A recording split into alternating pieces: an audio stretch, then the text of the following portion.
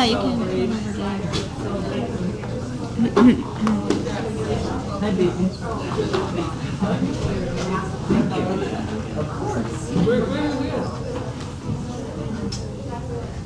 I don't know. It was last year. This would be no. Oh, this was H&M, I think. Okay, good morning, everybody.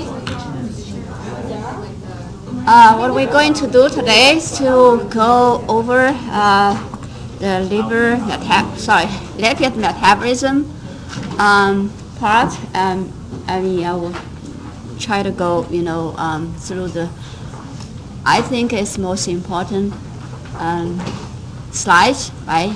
And okay.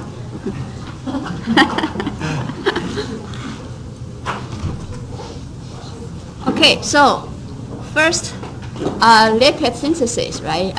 Lipogenesis. So I just want you guys to remember the two different concepts, right? The lipogenesis or de novo lipogenesis versus triglyceride synthesis, the different process. And lipogenesis is, the started from acetyl-CoA, right? As the starting molecules and for to synthesize the fatty acids.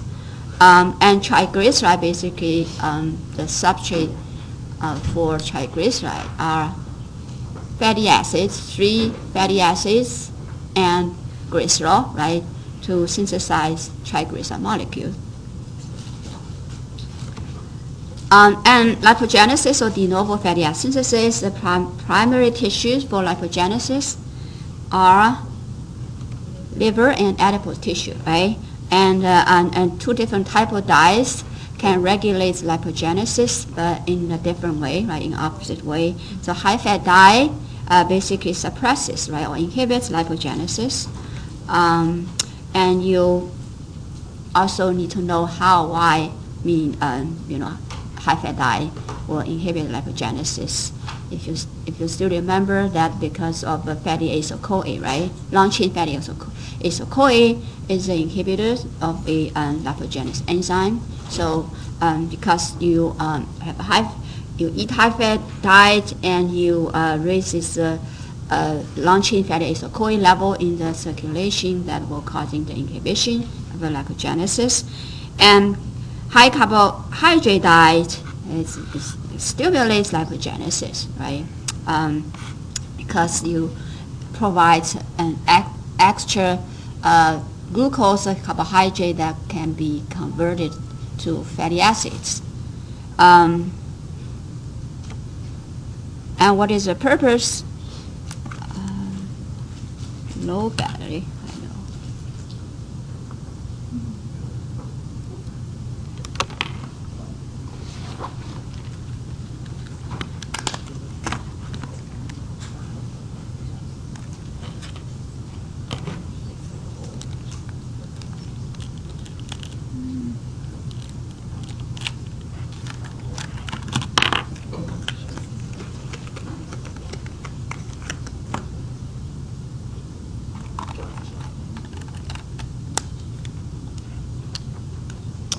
Okay.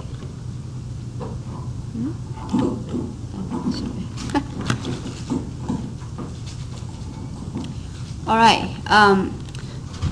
So the purpose of lipogenesis, why we do lipogenesis, is because we wanted to convert it and surplus the carbohydrate and protein, amino acids to fat, right? Stored as energy in the form of triglyceride in fat tissue, adipose tissue, and in which physiological state does the lipogenesis occurs in the fat condition, right? Particularly you have a high carbohydrate diet.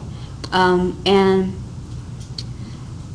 the place where lipogenesis occurs in, particularly in which compartment of cells like cytosol, right? Synthetic pathway usually occur in the cytosol, and catabolic process or oxidative metabolism usually occur in the mitochondria. Just a general concept. And what are the building blocks? Molecules of fatty acids synthesis is acetyl-CoA, right? And I just want to also remind you, acetyl-CoA is also serve as the building block molecules for ketogenesis, right? Ketone body synthesis, and also cholesterol synthesis. Yeah, basically the similar, I guess. Just wanted to skip this. And the regulation of a just a general process, right? That lipogenesis. If we eat high carbohydrate diet, and causes increased blood glucose levels, and which will stimulate insulin secretion.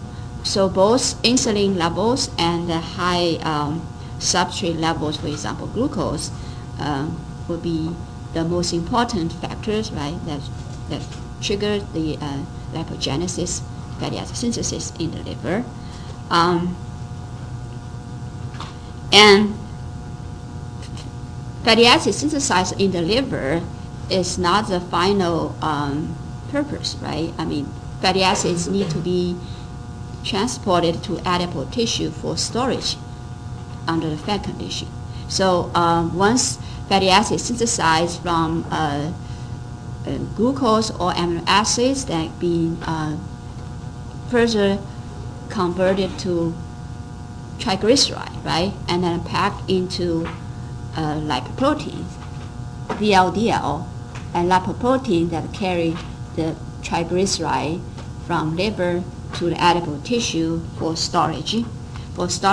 And very important enzyme that we mentioned, the lipoprotein lipase, right? LPL is a lipase that secreted from adipose tissue. It can also secrete from muscle, right? And in the fat condition, adipose tissue is the primary tissue that secrete LPS that can hydrolyze triglyceride in the VLDL and release fatty acids. Fatty acids eventually be take up into the fat tissue and then converted back to the triglyceride and stored in the adipose tissue in the fat condition. And so the lipogenesis of primary tissue is liver and adipose tissue, but muscle can also does some levels of lipogenesis. And this is sort of a whole pathway or process for lipogenesis, fatty acid synthesis. Taking the palmitate as an example, again, the starting molecules or building block molecules is the acetyl-CoA, right? And it requires the biotin, bicarbonate, ATP, and NADPH for the synthesis of the palmitate. And this is an enzyme that involves in the lipogenesis, fatty acid synthesis. ACC, acetyl-CoA carboxylase complex, is a key enzyme, right? Really limited enzyme that control the lipogenesis, basically control the first step of the or reaction of the lipogenesis, which is conversion of acetyl-CoA to malonyl-CoA, right? Remember, so again, ACC complex is catalyzed the formation of acetyl-CoA to malonyl-CoA, and this citrate shuttle, we have two different shuttle system, right? In the lipid metabolism part, and this is the first one, the citrate shuttle. So you probably wanted to know what is the purpose of citrate shuttle, what is the function of the citrate shuttle. So what is citrate shuttles do is to help transport acetyl-CoA from inside the mitochondria to the cytosol, right, for the fatty acid synthesis. But this process involves multiple steps. And for example, the acetyl-CoA, first of all, in the mitochondria, is converted to a citrate, right, together with oxaloacetate, and citrate be transported out of the mitochondria in the cytosol, and once in the cytosol, citrate being break down again to the acetyl-CoA and oxaloacetate by the ATP citrulase, right? And this acetyl-CoA now is in the cytosol, so available for conversion to malonyl-CoA and the rest step of fatty acid synthesis. So again, try to remember the citrate shuttle, what it does for the fatty acid synthesis. Malonyl-CoA production, this is again the key reaction in the lipogenesis and involve the complex, right? And the three, so the multiple enzyme, right? Basically three enzymes that involved and two steps of reaction include the carboxylation of biotin and transfer of carboxyl group. So the carboxyl group it basically transfers from the bicarbonate, right? Bicarbonate is the donor of a carboxyl group, to the malonyl-CoA molecules. Yes. So maybe if you could go back and talk about how the ACC is the controls production. Just back one slide. ACC? Yeah. Oh, you mean here? I'm sorry. Is that where it is? Yes, right. So this step is characterized by ACC, right? Okay. So yeah. So as acetyl-CoA is a 2 carbon molecules and malonyl-CoA is a 3 carbon molecules. So the 1 carbon that added to the acetyl-CoA molecule that from bicarbonate, right? And it's just a fatty acid synthesis complex, that involve the multiple reaction steps.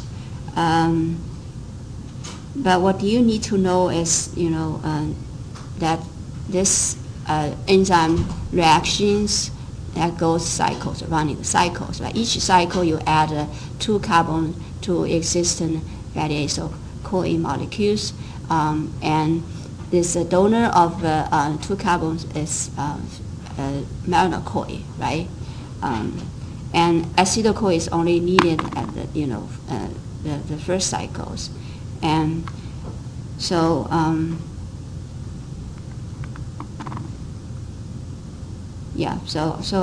also NADPH is needed for the reactions, and the sources of the NADPH we usually have three sources, right? The main source of the NADPH is from pentose phosphate pathway, right?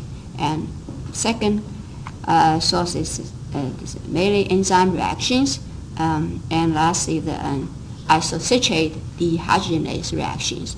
And these 2 reactions also can produce the NADPH.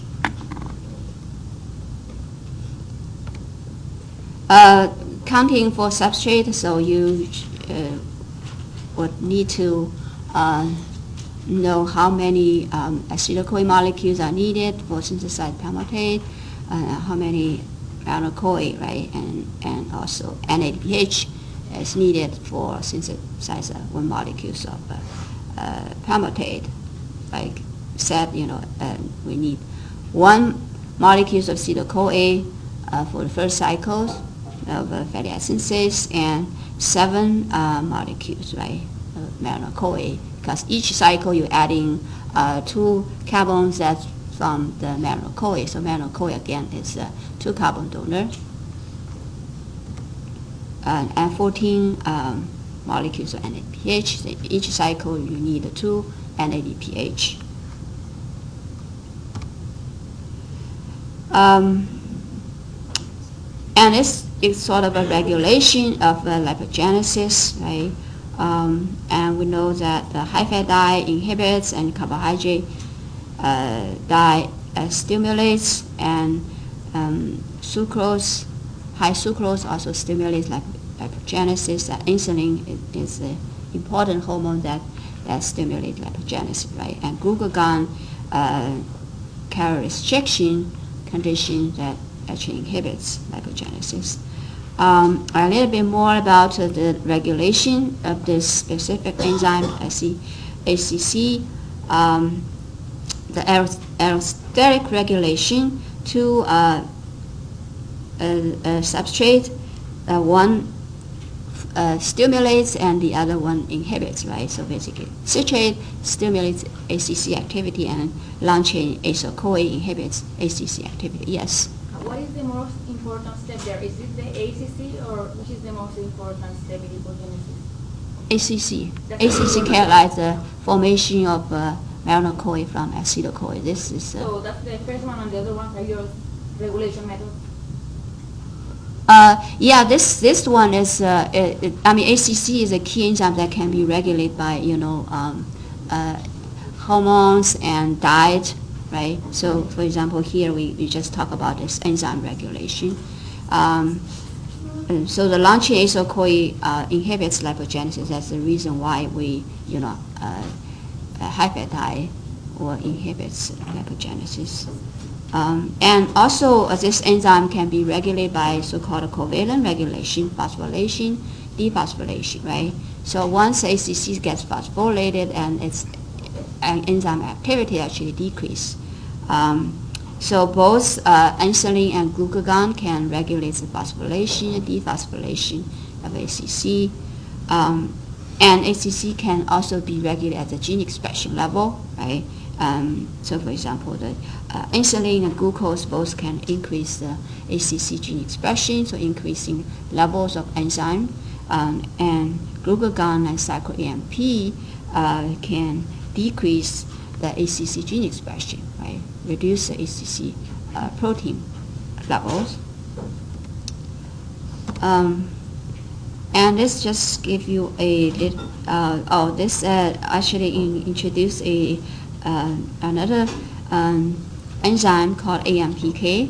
AMP activate protein kinase, and what you need to know is that the AMPK usually is upregulated during the fasting or starvation condition, and this enzyme can regulate the phosphorylation of ACC and leads to inactive, right? Inactivation of ACC. Which one, sorry? The AMPK, what AMPK does is to phosphorylate ACC, right? So once ACC is phosphorylated and its activities decrease, right? So in general, during the fasting condition, because of AMPK levels increase, so causing phosphorylation ACC, so then decrease ACC activity. So basically reduce or decrease the lipogenesis during the fasting condition, right? That will make sense, right? Okay. And triglyceride synthesis. So what you need to know is just a substrate, right? Glycerol 3-phosphate and the 3 fatty acid molecules are the substrate of triglyceride synthesis, and the sources of glycerol 3-phosphate. We have 2 different sources, right? Of a glycerol 3-phosphate. One is the one source of glycerol 3-phosphate is from glycolysis, right? And basically it's from the glucose metabolism, and this mostly occur in the adipose tissue. And the other sources of glycerol 3-phosphate is that glycerol 3-phosphate can be directly phosphorylated. Glycerol can be directly phosphorylated to glycerol phosphate in the liver.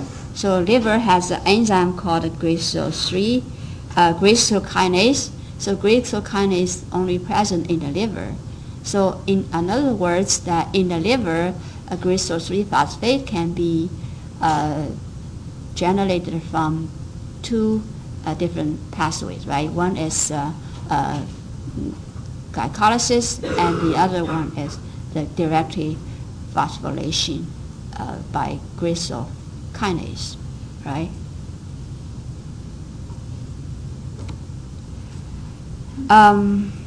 So transport. So you don't need to know the specific reaction. We know that for the glycerol synthesis, right, we have a multiple reaction, right, in the pathway, but you don't need to remember details, which enzyme in each steps and for the synthesis of triglyceride synthesis, right? And once triglyceride synthesized, yeah.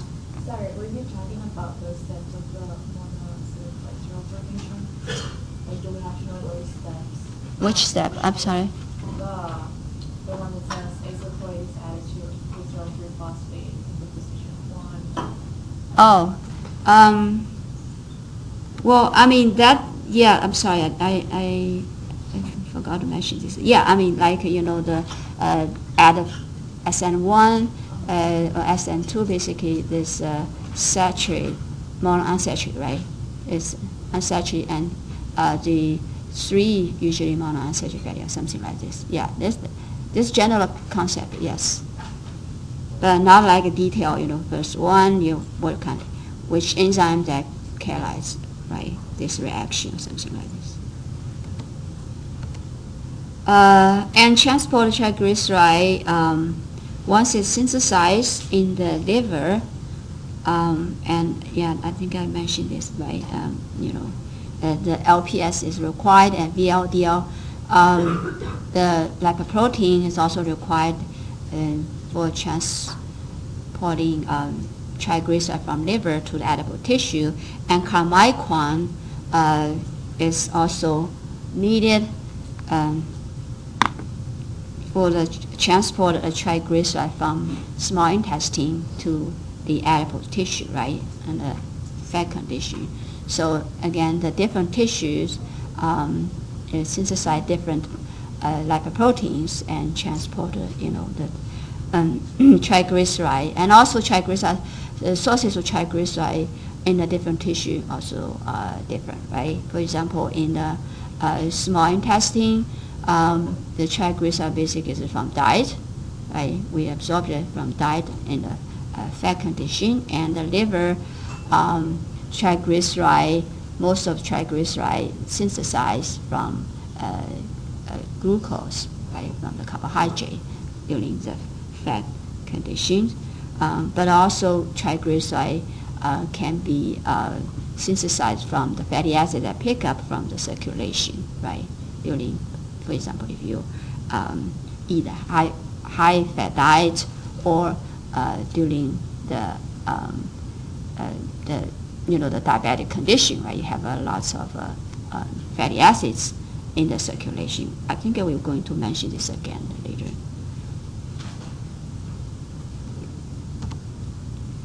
So lipoprotein lipase, again, this enzyme can be synthesized from the two different tissues, adipose tissue and muscle, and you will need to make a comparison, right?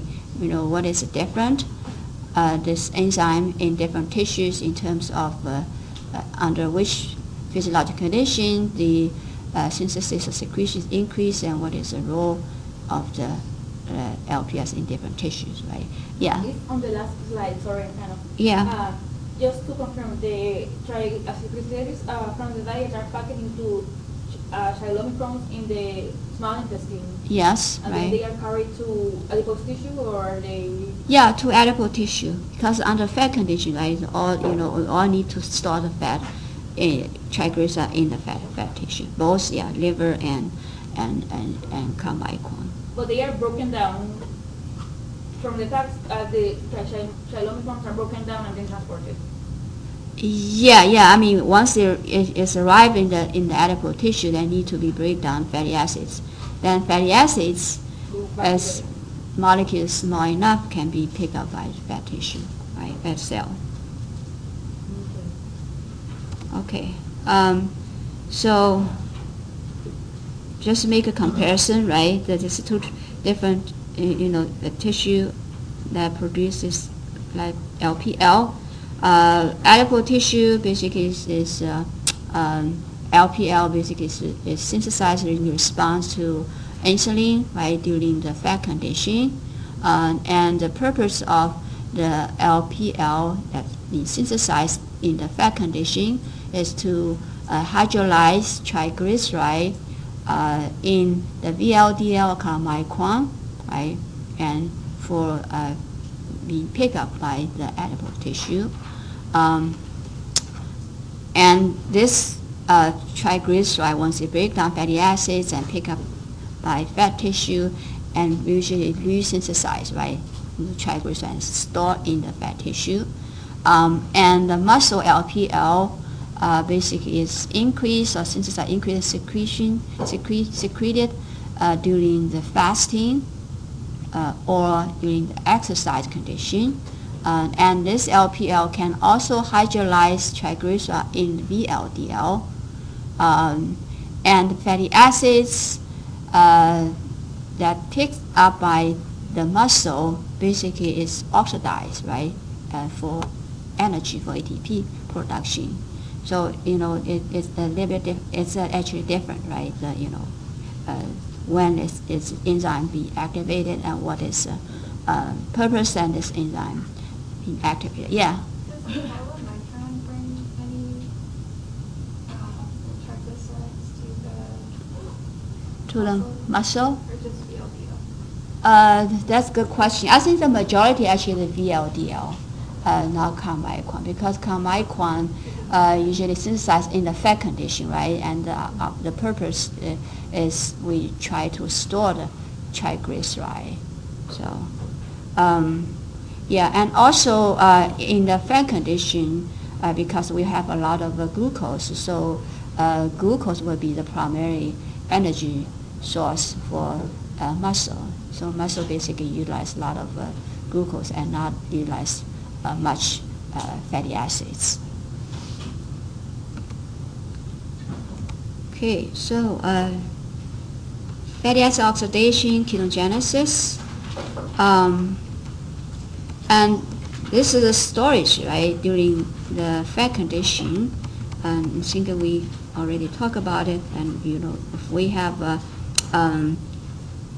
absorbed triglyceride from the diet, and it can be packed into the chylomicron and transported to the fat cell for storage. And again, LPL is a enzyme to catalyze this, and also the liver dietary. Oh, you have a question. So for this is the fed state, would that be high fat diet or? Well, no, not the high, not necessarily the high fat diet, but you have a normal diet, but you have both lipids and carbohydrate, right? But yeah, so and then the liver can also synthesize fatty acids under the fat condition, right? We have extra glucose that absorbed from the diet, and fatty acids, synthesized can be used synthesized triglyceride packed in the VLDL and also being transported to the adipose tissue for storage. So once fatty acids uptake into fat cells, that can be used for synthesized triglyceride, right, and stored in the cell. And the triglyceride sorry, not triglyceride, the carbohydrate, glucose, can also be taken up by fat cells, and actually a lot of glucose. So this glucose basically goes to glycolytic pathway and for synthesis of glycerol 3 phosphate, which is the backbone of the triglyceride. But it's also some of the fatty, the glucose can also be oxidized to acetyl-CoA and then for synthesis of fatty acids, in the adipose tissue, in the fat condition. But this activity relatively low compared to the liver,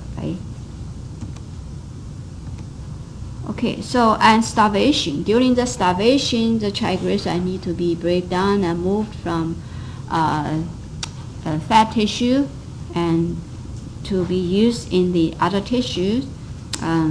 So this will be the major pathways, the metabolic pathway for lipid metabolism during fasting. So lots of fatty acids break down and released into circulation and picked up by many tissues for use as the energy, particularly muscle, and liver also picks up the lots of fatty acids during the fasting condition, but most of the fatty acids be oxidized to acetyl-CoA and then utilized for synthesis of ketone bodies, so ketone bodies and then released into circulation and picked up by other tissues for use, particularly for the brain.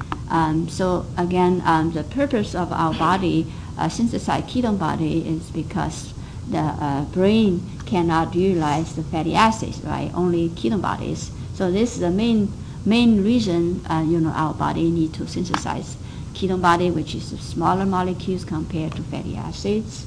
And liver synthesize the main site for synthesis of ketone bodies, but liver itself cannot utilize ketone bodies, because it lacks a key enzyme for utilization of ketone bodies. And then that was just the general picture, about fat mobilization. And now we can go to lipid details and see what happened in the inside of the fat cells, how triglyceride is break down to fatty acids and glycerol, and key enzyme to catalyze the triglyceride hydrolysis or breakdown is HSL, hormone-sensitive lipase. But in addition to HSL, the other two enzymes can also involve in the hydrolysis of triglyceride, for example, ATGL and MTGL. And what you need to know that how HSL inside of a triglyceride, inside of a fat cell is regulated. But just in general, if we wanted to mobilize triglyceride, fatty fat, this process usually occurs in the starvation, during the starvation. So we will expect that insulin should inhibit, HSL activity, and glucagon or epinephrine particularly should stimulate the HSL enzyme activity, so that can allow the triglyceride being break down by this key enzymes. Okay.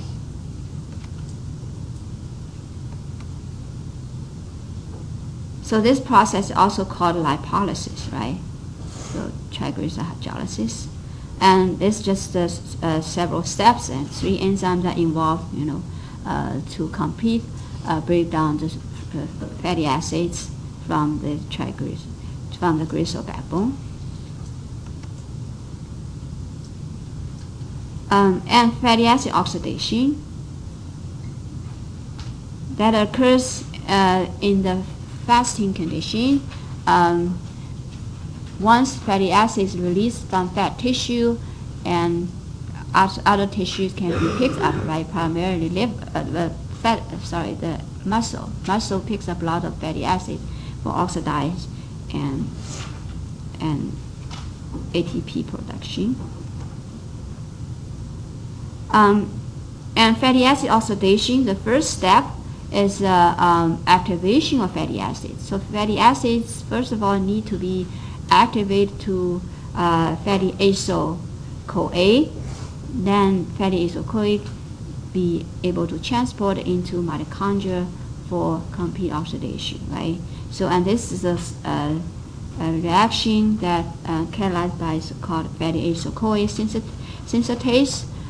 This enzyme catalyzes the activation of fatty acids and occur in the cytosol. So, and this is a beta oxidation, fatty acid oxidation process. So each beta oxidation also go in cycles, right? I mean, each cycles, and you remove the 2 carbon from the fatty acids molecules as acetyl-CoA. Anna, you have a question? I was just wondering on the left side, you said it quickly, but Yeah. it is converting it to Fatty acyl-CoA. so that it can go back into the mitochondria. Right, yes. So each cycles of beta oxidation remove acetyl-CoA by 2 carbons, as acetyl-CoA. So palmitate, which is 16 carbon fatty acids, if it's completely oxidized through the beta oxidation, you will expect to generate 8 acetyl-CoA molecules, right? And that 8 acetyl-CoA molecule after beta oxidation will enter the TC cycle for complete oxidation, generating ATP and also reducing equivalents, NAD, NADH or FADH. And this beta oxidation occurs in the mitochondria, right? So, and because of fatty acid activation occur in the cytosol and beta oxidation in the mitochondria, so there is important process that needed, that is the transport of the fatty acyl-CoA from cytosol into mitochondria. And this process involves actually 4 different enzymes that are located in the outer mitochondrial membrane, or inner outer mitochondrial membrane. And you just need to remember one key enzyme, right, which is CPT1, carnitine palmitoyltransferase 1, right? Yeah. I'm kind of confused right now between the beta oxidation and fatty acid oxidation. Yeah, the same concept. So why does one happen in the mitochondria and the other one in the cytosol? No, the fatty acid activation, fatty acid being converted to fatty acyl-CoA, this process called fatty acid activation. This process occurs in the cytosol, and beta oxidation occurs in the cytosol, right? So, Beta oxidation in the cytosol or oh, sorry, in the mitochondria. So only the activation occurs in the cytosol, the oxidation occurs in the mitochondria. Right, yes. So CPT1, again, yeah. Is fatty acyl-CoA just like a general term for like palmitate? Yeah, depend on what type of fatty acids. Okay. Yeah, fatty acid, right. It's like a long chain, fatty acid molecules, right? And so CPT1 is a key enzyme that the purpose of CTP1 is to transport fatty acyl-CoA from cytosol into mitochondria for beta oxidation, right? And beta oxidation. And each cycle, again, you remove 2 carbons and generating one acetyl-CoA molecules, and also generate the FADH and NADH, right? One FAD and one NADH molecule, right? Each cycle. So, do you question? Yeah, one of the questions of the what is the relationship between fatty acid oxidation and the plasma-free fatty acid? Is that the 2 to 3 to each albumin, or what is the relationship there? You mean in the plasma circulation fatty acids? Well, the question is, what is the relationship between fatty acid oxidation and plasma-free fatty acid? So is it attached to albumin, or? Yeah, I think we will go there Okay. when we talk about the regulation, right? So, yeah, so just try to remember each cycle you remove the 2 carbon molecule generating 1 acetyl-CoA molecules and 1 FADH and NADH. And if you have 16 carbons, and you need to go, 7 cycles and generate 8 acetyl-CoA molecules, right? And if it's 18, and you can, you try to calculate it based on this concept, right? How many acetyl-CoA can generate, and energy in FADH and NADH can be generated. Yes?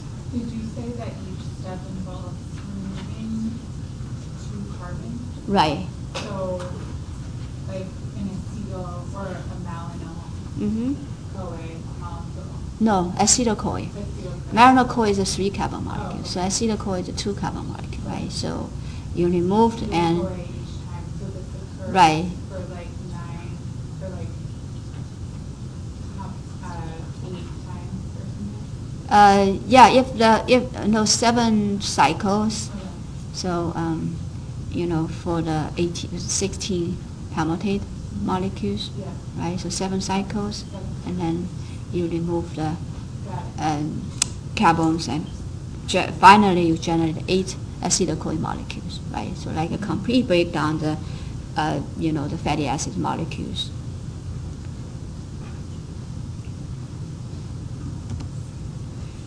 You're just yielding, right, ATP, so you can just calculate your own, so goes through the whole process. I think this will help you to understand better, right, the process of beta oxidation. And ketogenesis. Ketogenesis basically occurs in the prolonged fasting, right, and long-term fasting. And it also can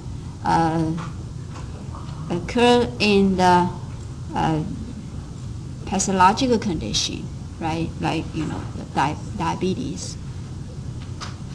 And ketogenesis primarily occurs in the liver, like mitochondria. And this kind of the process, how ketone body is generated, basically from the acetyl-CoA, right? So acetyl-CoA is starting molecules for ketogenesis, and you also probably wanted to know that this steps actually is same to the steps that for the cholesterol synthesis, right? Cholesterol synthesis also utilize acetyl-CoA as building molecules, and so the first couple of steps is actually the same, for both ketogenesis and cholesterol synthesis.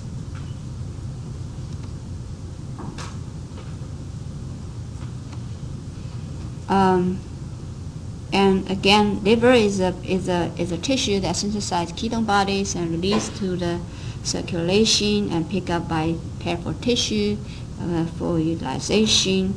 And liver cannot utilize ketone bodies because it lacks succinyl-CoA transferase, right?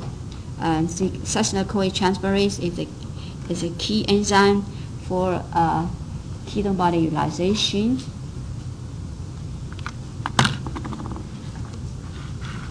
So the regulation of ketogenesis, three key points or that can regulate the ketogenesis. First is fatty acids levels in the circulation, right? Like you just talk about, the plasma fatty acids level increase is one of the driving force, right? Can stimulate the ketogenesis because you have a lot of fatty acid available, so then liver can pick up and oxidize and generate a lot of fatty acetyl-CoA, right? So that will be available for ketogenesis. So this is one key point that regulates ketogenesis. And the second is the transport, right? Because beta oxidation occurs in the mitochondria, that fatty acetyl-CoA needs to be transported into the mitochondria. So CPT1 activity is the second key point that can also regulate the beta oxidation, fatty acid oxidation, ketogenesis, right, in the liver. And lastly, the acetyl-CoA levels. If you have more acetyl-CoA available, then will also be used for ketogenesis, right? And this is also very important, to try to understand in the fasting condition how fatty acid oxidation or lipogenesis be regulated, coordinately regulated, I would say. So, for example, under the fat condition, when we have a high blood glucose levels, that can be used, that can be converted to the fatty acids, right? So lipogenesis activities increase basically because of a high glucose level can stimulate insulin release, and insulin is the important hormone that can stimulate ACC by the key enzyme for lipogenesis, the activity, so which will causing the increase lipogenesis and increase the mineral-CoA production. So I also want you to remember that mineral-CoA is also very important substrate that can regulate the lipogenesis. That regulates fatty acid oxidation, and because of mineral-CoA can regulate the CPT1 activity, right? So this is sort of the mechanism for how mineral-CoA levels can control fatty acids oxidation. Basically, the mineral-CoA inhibits CPT1 activity. So if we have higher mineral-CoA levels, or can causing the inhibition of CPT1, then can decrease the transport of fatty acids into the mitochondria. So eventually decrease fatty acid oxidation, right? That makes sense. So this kind of relationship you probably wanted to know. And then under the fat condition, because we have a higher fatty acids that we get from the diet, so this will causing the long-chain acetyl-CoA levels increase in the circulation, right? And we know that long-chain fatty acetyl-CoA is the inhibitor of the ACC.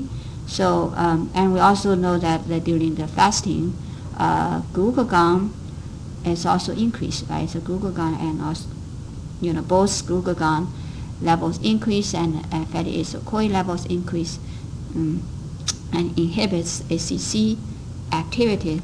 This will lead to decreased lipogenesis and decrease the mineral-CoA level, right? And once we have a lower mineral-CoA level under fasting condition, then CPT1 activity will go up. So this will increase the transport, more fatty acid being transported into mitochondria, and that will cause an increase beta oxidation and increase the ketone body synthesis, right, if it occurs in the liver. Right, so try again to remember this regulated process. Yeah. So could malonyl-CoA increase ketogenesis? Or Malonyl-CoA level decrease will increase ketogenesis. If malonyl-CoA levels, okay, but the CPT is part of beta activation. Right. You use the energy. Oh, to turn it into plate. Okay. right, transport fatty And acids. so, okay. Yeah. Okay. Yeah. Okay. I think I have more slides. Do you guys want to take a break? Okay.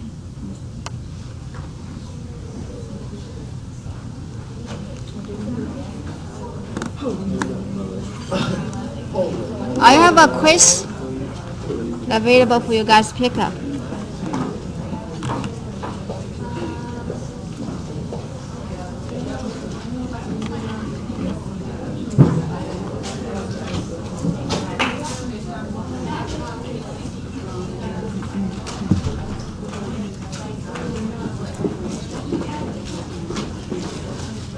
HDL.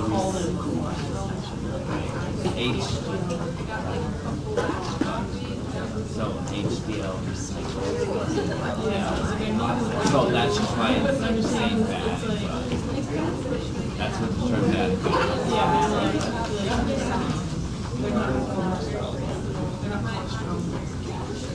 Correct.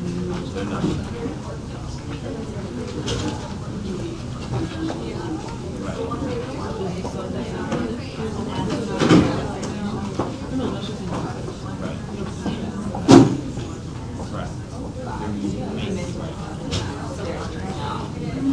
Is what that's my understanding as well.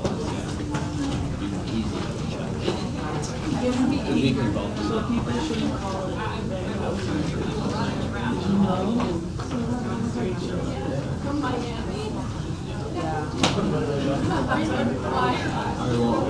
Like you want high HDL?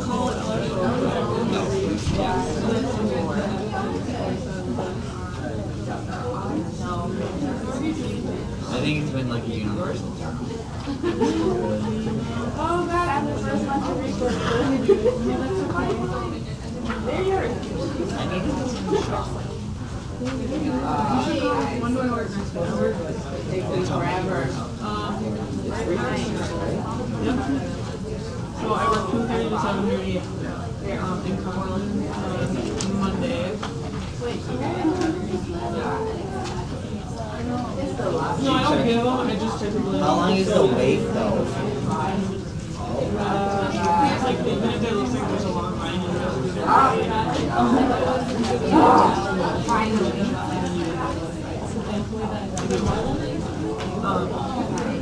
and then on the 31st, I'm coming for our test. I work 7:30 to 10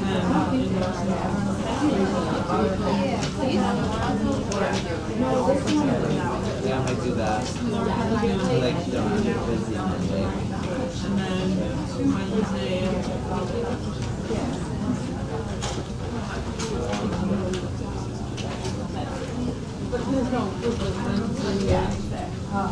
We're in Hoffman.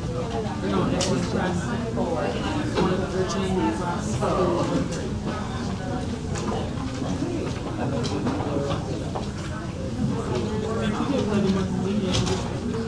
Right.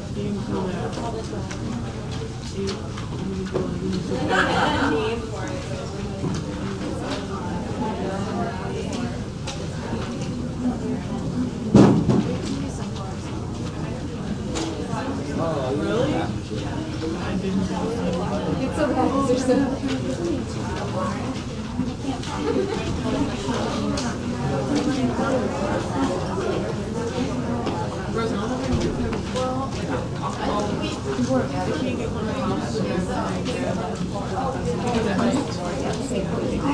But yeah.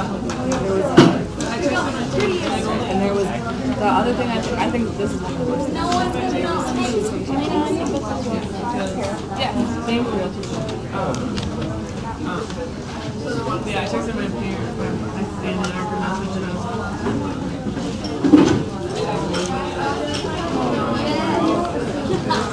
Are there more than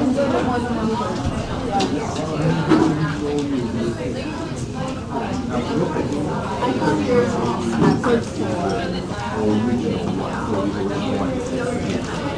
lipid will also write that molecular because it's from the acid, right? Yeah, so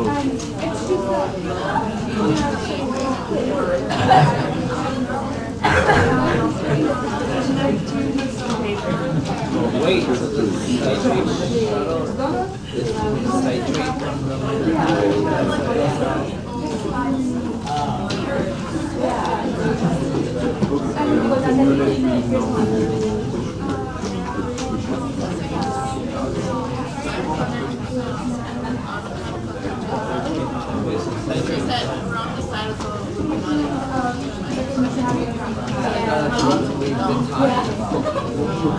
Yeah, because as a business, you want to start, but the one thing I know the time is on me,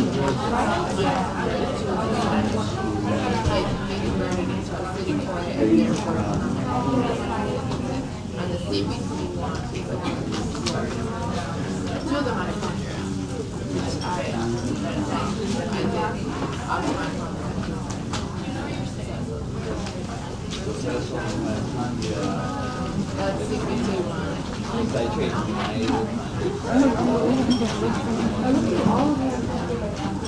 so citrate shuttle needs for fatty acid synthesis. And then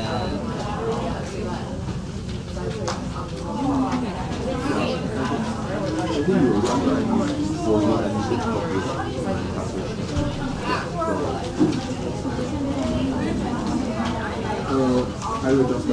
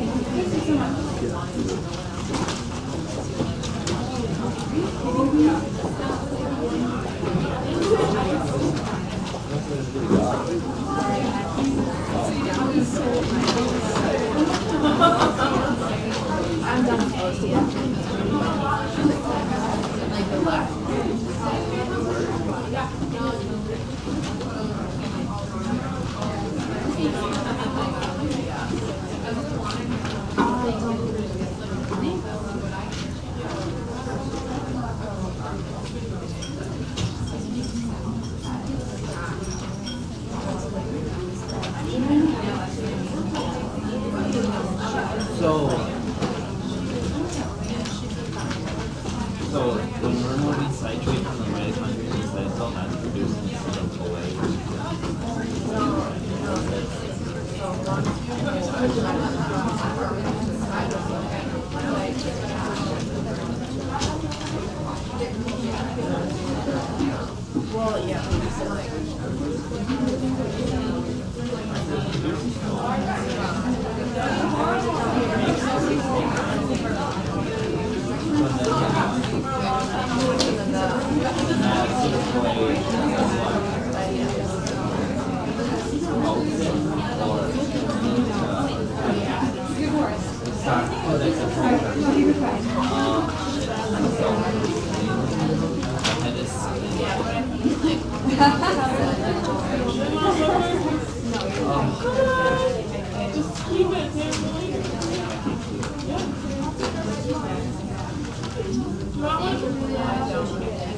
Thank you. That was so nice of you. When I work, I get the flu clinic, so technically, Keep on grabbing them. I'm going to use you. Little sugar. Little sugar. I-I-I-O. What else is there? yeah, 2 quizzes. We're missing 2.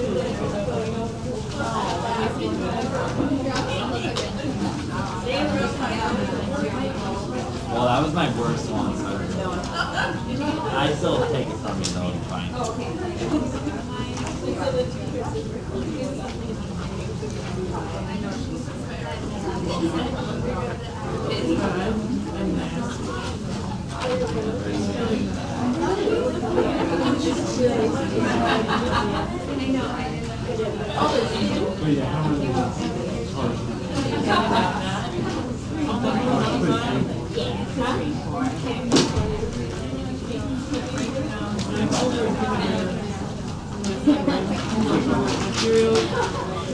They're good. You can blame me over. You're gonna have a party of Cheerios and that.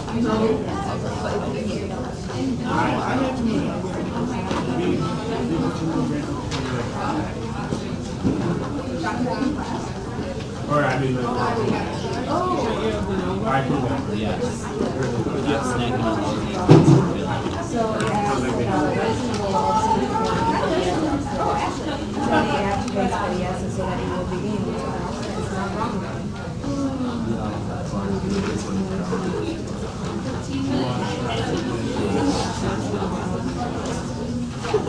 No, she doesn't.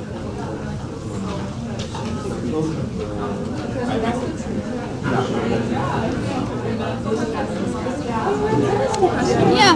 Something like the donor, the 2 carbons, is a Romeo code, right? Yes. Okay. Oh, yeah, he just. So I'm going to say if you guys answer the analytical, you should get points. So you can email Derek or tell him your name. Yeah.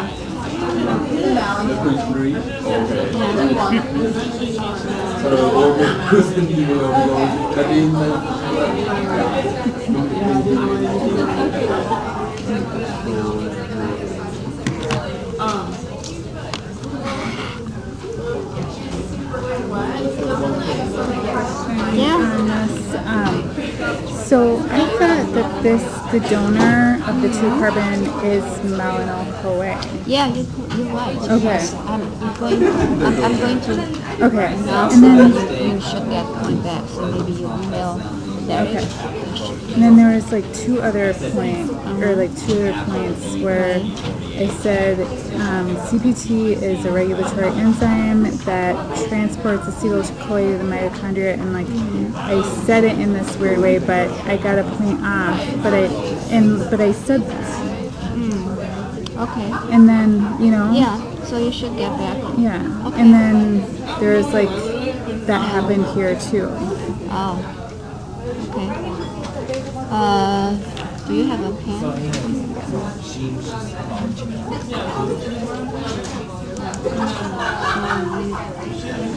So you should point by back here, right? Yeah, that one. And then this one, 1 point. And then up here, not for, just for this part that he took off. So maybe 1 because he took off 2 points in this section. But, So which pen?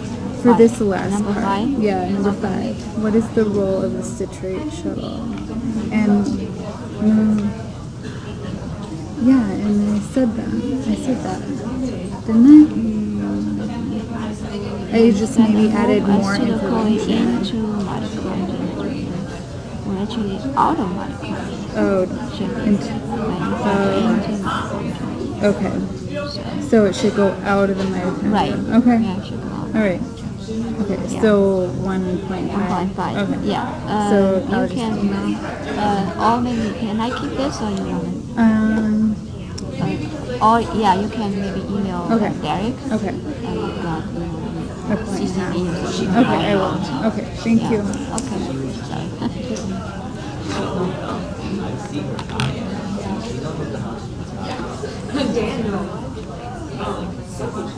Yeah, I think still in your You were so naive at that. and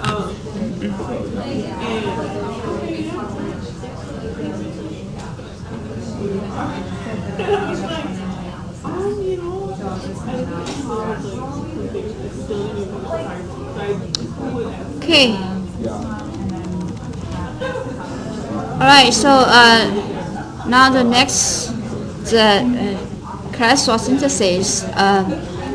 Again, this is also the complex process, and you need to know the substrate for cholesterol synthesis is acetyl-CoA, right? And the key enzyme for the cholesterol synthesis is HMG-CoA reductase, right? And also the the first couple of steps is actually the common step for both ketone body synthesis and cholesterol synthesis, right? And it's just the reductase, and how HMG-CoA reductase is regulated, right, by different factors, hormones, nutrition status, and cholesterol levels and mevalonate levels usually inhibits, right, its own synthesis. And also the transcription factors, the SIBP, sterol regulatory elemental binding protein. This protein basically regulates the transcription, HMG-CoA reductase, right? Should be inhibits, right? The reductase. So the cholesterol mevalonate inhibits the HMG-CoA activity, usually through this mechanism, through the SIBP that involved in the inhibition of cholesterol and mevalonate, right? And lipoproteins. Well, you need to know that you have yeah. I don't know. Sorry. Are we going to later in the topic? Are we going to touch the fatty acid oxidation and the plasma fatty acid, or did we cover that one? Yeah, I think we already talked about it, right? The similar. The relationship between those, because right. I don't remember if you covered what was the relationship between them, if it was the 2 to 3 free fatty acids for each albumin. I don't remember if you covered that one or not. Oh, yeah, fatty acids in the circulation usually bind to the albumin. That's just the relationship? I mean, the relationship between those two? The levels of relationship between high levels of fatty acid and fatty oxidation, right? He's asking about this. Yeah. Plasma level of fatty acids, if increased, then can stimulate the lipogenesis. I'm sorry, the fatty acid oxidation. So, right? Plasma level high increases oxidation. Right. Thank you. Yeah. So apoproteins and lipoproteins, right?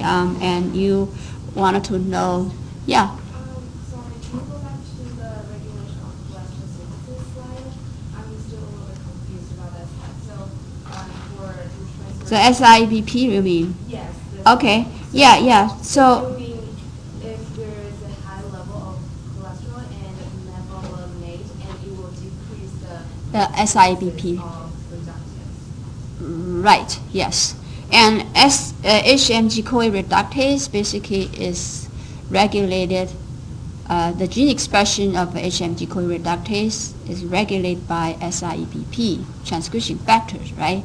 So when we have a high levels of cholesterol, mevalonate, then can inhibit SIBP transcription factor activity that can leads to decrease the transcription of HMG-CoA reductase, right? Yeah. And the different type of lipoproteins and what is core lipids, contents of core lipids that you guys need to know, and also the apoproteins, right? Which type of apoprotein that related to the lipoproteins, and where they are synthesized, and what is the function or role of each lipoproteins, right? So, for example, carmine-quan VLDL basically is triglyceride-rich lipoprotein. That means the primarily function of this two lipoprotein is to transport triglyceride, right, from small intestine, that for carmine, or from the liver, that for the VLDL. And the two ApoB proteins, ApoB48 is unique to carmine, and ApoB100 is unique to VLDL, right? And also a couple of apoproteins that serve a very important function. For example, ApoC2 is a activator of LPL, right? That it's very important for the activity of LPL. If we lack the ApoC2, that will causing decreased LPL activities and eventually will causing some problems, right? The dyslipidemia, for example, particularly is increased triglyceride level in the circulation, also increase chylomicron and VLDL levels, right? And also the other two very important proteins, ApoE and ApoB100, and these two apoproteins are required for LDL receptors activity, right, and required for the uptake of LDL, and the deficiency, in these two, the ApoE or ApoB100 deficiency usually causing the decreased uptake of LDL, right, and increased the LDL levels in the circulation. So you just wanted to understand this type of things. And LDL, HDL are basically the cholesterol-rich lipoprotein. These two type of lipoprotein primarily play a very important role in the regulation of cholesterol levels, right? And chylomicron remnant, or the VLDL remnant basically is metabolized of the chylomicron or VLDL, basically because of the lipids, a lot of lipids being already picked up by fat tissue or liver, then they will convert it to not the liver, the adipose tissue, right? They then become the remnants. The remnant basically have a smaller size compared to the original lipoproteins. They have they have much less lipids, right, in the core. And you probably also wanted to know, each lipoproteins and where they are synthesized and which lipoproteins on their surface, like chylomicron, basically synthesized in the small intestine, and the triglyceride in the chylomicron primarily from the diet, right? And ApoB is made from small intestine and unique to chylomicron. And the metabolic rate or metabolism of chylomicron, you probably also wanted to know, right? How they synthesize and how they transport triglyceride from small intestine to the adipose tissue. Yeah. I guess I'm confused with, so the raw chylomicrons, it's that they transport the triglycerides to the liver, to the adipose tissue, right? Tissue and liver. No, did I say that? I'm sorry. No, it's adipose tissue, not liver. Okay. So, so for example, here, the chylomicron, right, transported, synthesized in the small intestine and transport triglyceride to the adipose tissue. So once adipose tissue picks up lots of triglyceride in the chylomicron, and chylomicron become chylomicron remnant, and you have a smaller size, right, and a chylomicron remnant eventually and picked up by the liver. And again, the ApoE on the chylomicron remnant, it's important for the pickup, right, by the liver or LDL receptors.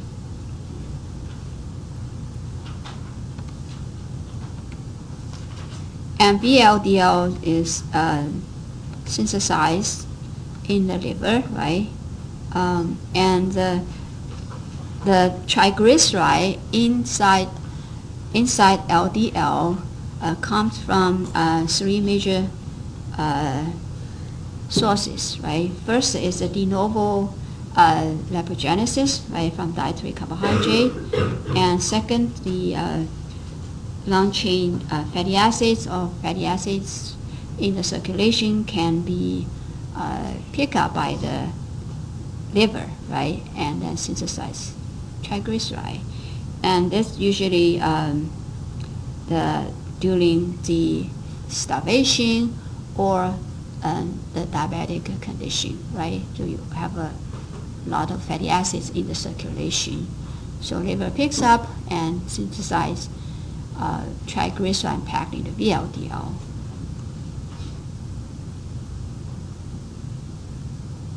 And ApoB 100 is synthesized in liver. And it's sort of a metabolic rate of VLDL, right? And synthesized in the liver and transported triglyceride to the adipose tissue under the fat condition, right? But VLDL can also be synthesized during the fasting because you have lots of fatty acids available, right? Initially, it's breakdown from the fat tissue, and under the fasting condition, VLDL transported fatty triglyceride, usually mostly to add to the muscle, and for oxidation or energy production, right? So what will be the process of making VLDL in the liver? Yeah, I mean the triglyceride can be from lipogenesis, right, under the fat condition, and also can be under the fasting condition. This fat, usually, fat condition, you have fatty acids that are mobilized from the fat tissue, right, and then can also be picked up by the liver. So, but once it's synthesized, triglyceride, this triglyceride usually being sent to the muscle for oxidation, right? And this the lipoprotein lipase, I think we already talked about it, right? Just try to remember again. Different tissue can synthesize this, and they have a different function and can hydrolyze triglyceride in both chylomicron and VLDL.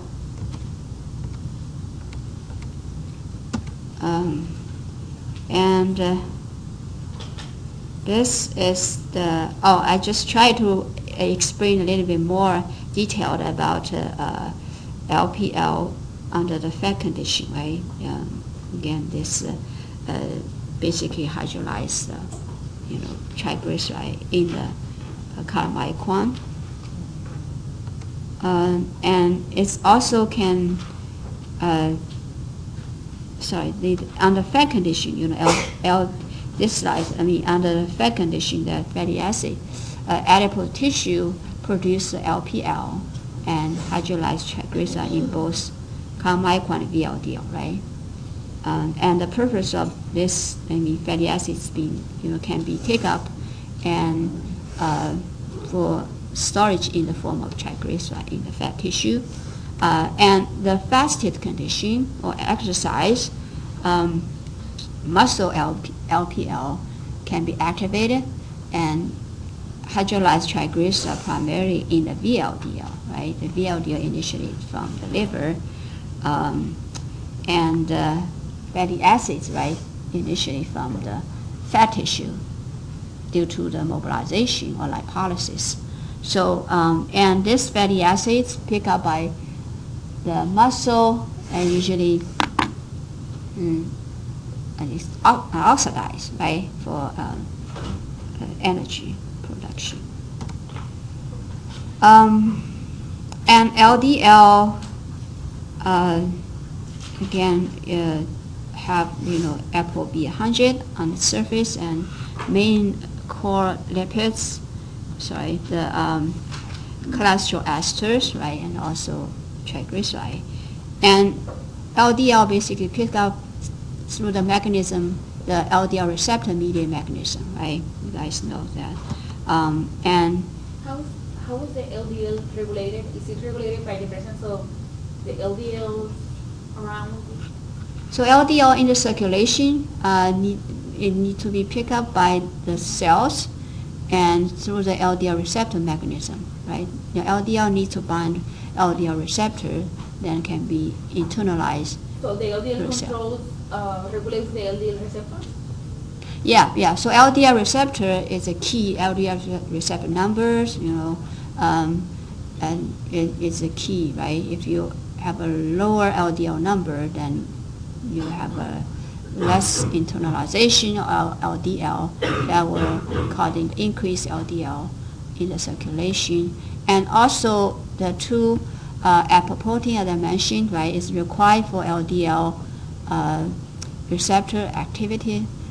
It's the ApoB 100, ApoE. So if even you have a normal LDL receptor, if ApoE or ApoB 100 deficiency, then that can also cause the dysfunction of LDL receptor. So LDL receptor cannot recognize the apoproteins, right? LDL. Now HDL. So HDL, what you need to know is the cycles, right? HDL is considered a good cholesterol lipoprotein, and then can serve a very important role to call reverse transport of cholesterol.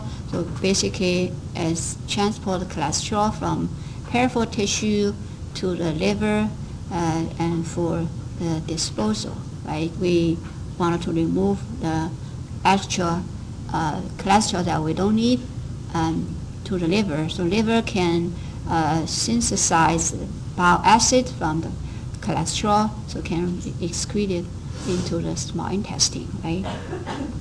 And so this is the purpose of a HDL cycle or reverse transport cholesterol, right? And this cycles we involve the two type of HDL, alpha HDL, beta HDL. So alpha HDL basically kind of empty, right? The HDL has no lipids, and alpha HDL is like a full, filled with lipids. So beta HDL basically is it have a high concentration in the peripheral tissue, so that can pick up free cholesterol phospholipids from the peripheral tissue cells, and then the beta HDL can become alpha HDL, right? And alpha HDL then can send the cholesterol initially from peripheral tissue to the liver. So liver usually have higher concentration of alpha HDL. So eventually cholesterol can be picked up by the liver, and alpha HDL come back, converted back to the beta HDL, right? And then go to the peripheral tissue again and pick up more free cholesterol for disposal in the liver. And let's just give you hopefully a better idea, right? This reverse cholesterol transport process.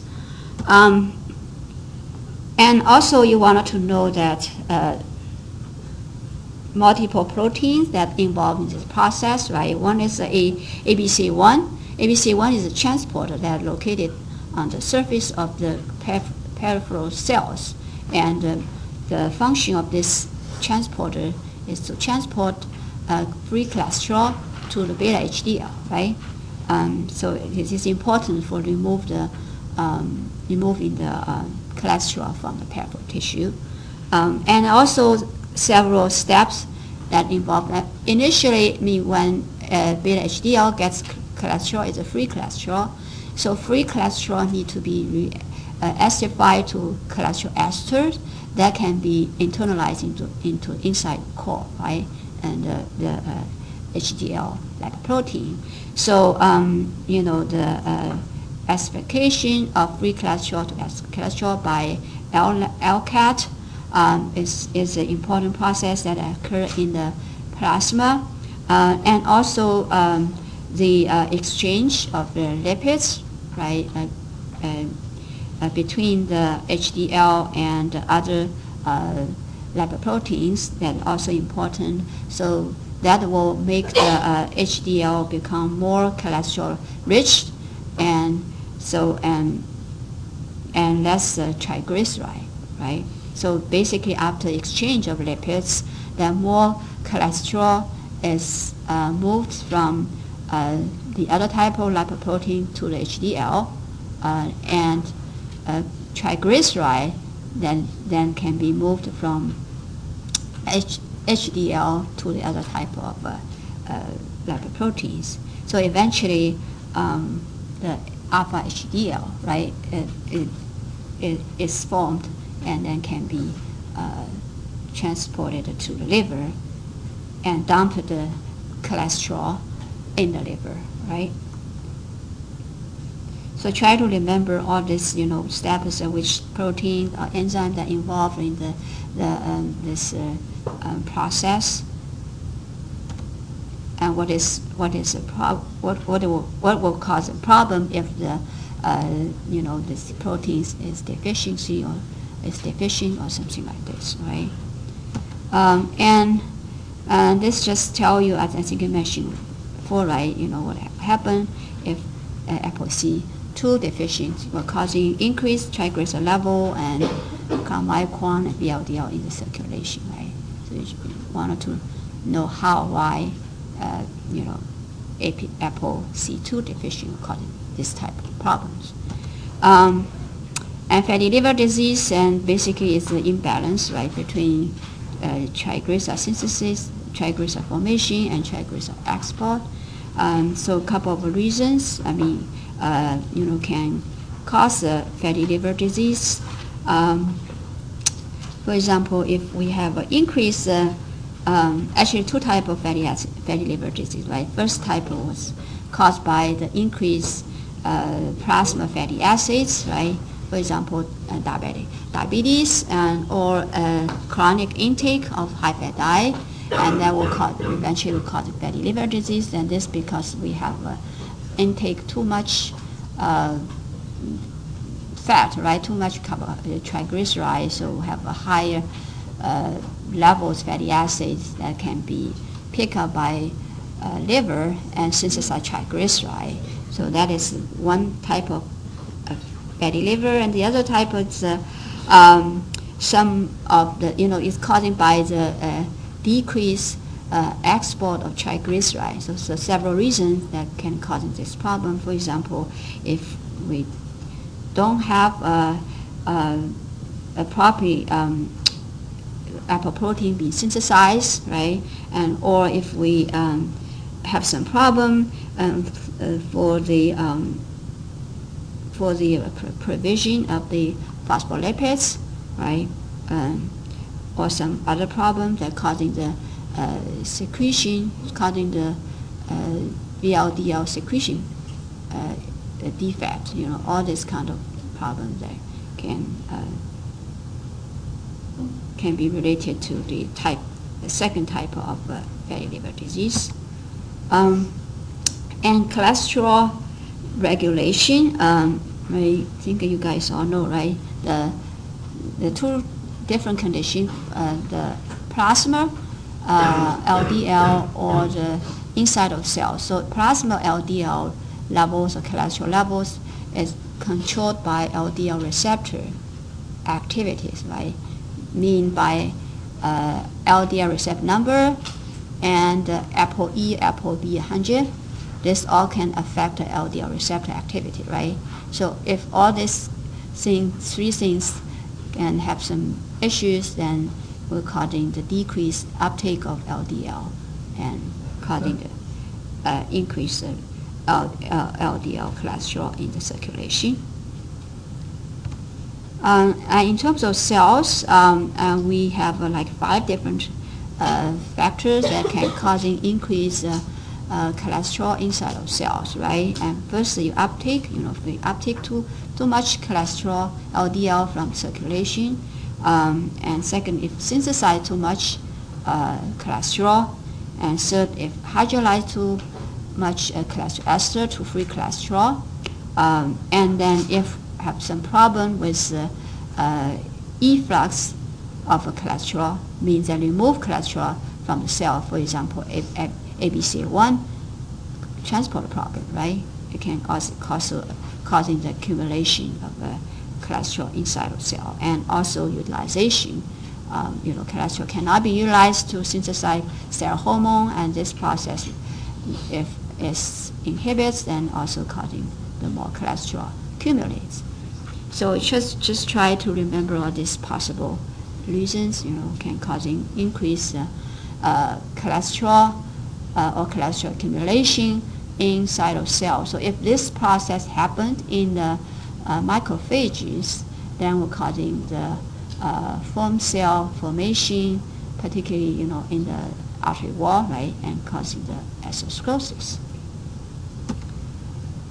So this sort of atherosclerosis, I just wanted to, you guys want to know the reasons how this contributing factors, right, to the atherosclerosis. First is the endothelium damage. Artery wall has endothelial cells damage, right, and this will causing the inflammation, so attract lots of immune cells, macrophage, monocyte to the damaged side, and then most important thing is the increase LDL levels in the circulation, right? So you have high levels of LDL in the circulation. This can be uptake by this can be oxidized first, right, in the damaged side, and uptake by macrophages, and lots of cholesterol accumulate in the macrophage and form the sperm cell, and can block the blood flow. And I also mentioned that the LDL can be uptake, particularly oxidized LDL can be uptake by different receptor. It's called a scavenger receptor, right? And this receptor is very active during the inflammation in the macrophages, right? You can uptake lots of LDL. And this, I think, I finished. So last, I think you probably wanted to remember the three cases of the genetic disease. First one is the ABC1 gene mutation, and causing the problem and dyslipidemia and also atherosclerosis, right?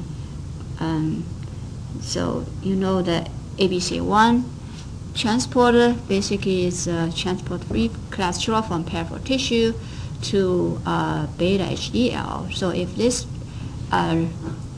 transport deficiency, then free cholesterol cannot be transferred to the beta HDL, right? So you have a lower alpha HDL and higher beta HDL. So most of HDL in the circulation in this patient basically like empty, the HDL, right? Because they cannot get the free cholesterol from the peripheral cells, and the less, the alpha HDL, and risk for, because you can remove the cholesterol out of cells, so lots of cholesterol accumulate in the cell and causing the problem, right, from cell formation and atherosclerosis. And the second case is the ApoB100. This is required, right? This apoprotein is required for LDL receptor uptake. So deficiency and can causing the increase LDL in the circulation, because LDL receptor not able to efficiently uptake LDL, right? And also have a higher VLDL remnant, because this IDL also has a ApoB100. So ApoB100 also required for uptake of IDL. And high cholesterolemia, and also definitely this is one of the contributing factor, right? You have a high levels of LDL, it's causing atherosclerosis. And last one is ApoE. ApoE, again, similar to ApoB100, right? It's also required for LDL, IDL uptake. So, and it also, additional to IDL, LDL, ApoE also present in the chylomicron VLDL, right?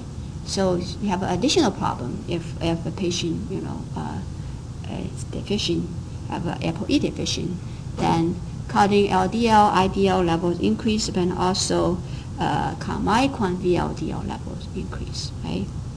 And atherosclerosis, well, right?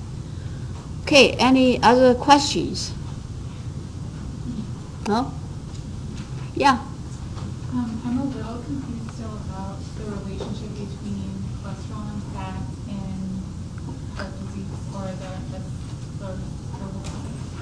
and because the LDL gets trapped, and so it's the oxidation of the LDL or the VLDL that creates the problem, or is it the fat in the LDL that's oxidized that creates the problem? What's the connection with fat and the rise of fat of heart disease?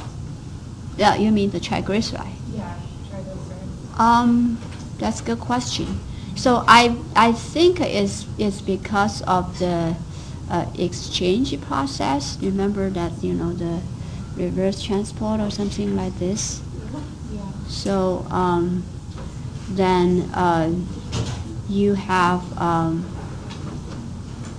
I guess that you probably have some exchange problems. Then because you VLDL, you seems like you have a lot of triglyceride, right? Right.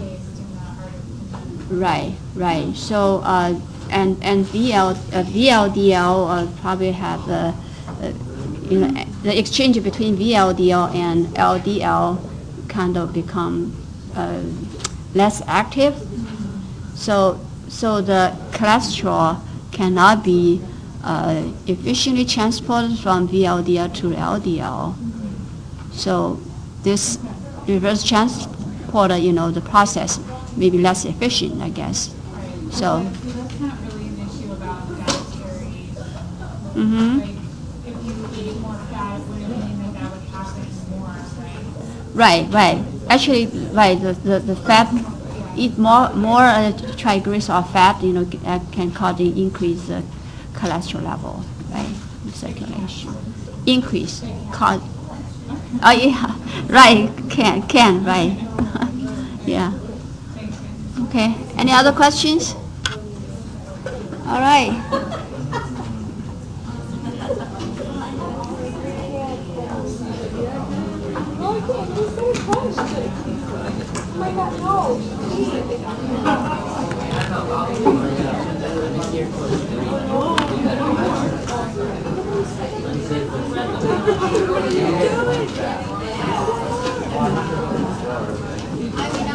Is these central fatty acids on the exam? Yeah, I think it will be very simple. Okay, just a few questions on that? Right. Okay. Yeah. Oh, I was going to ask you, for the homeworks, you just do one of them? Yes. Because in the grade book it shows like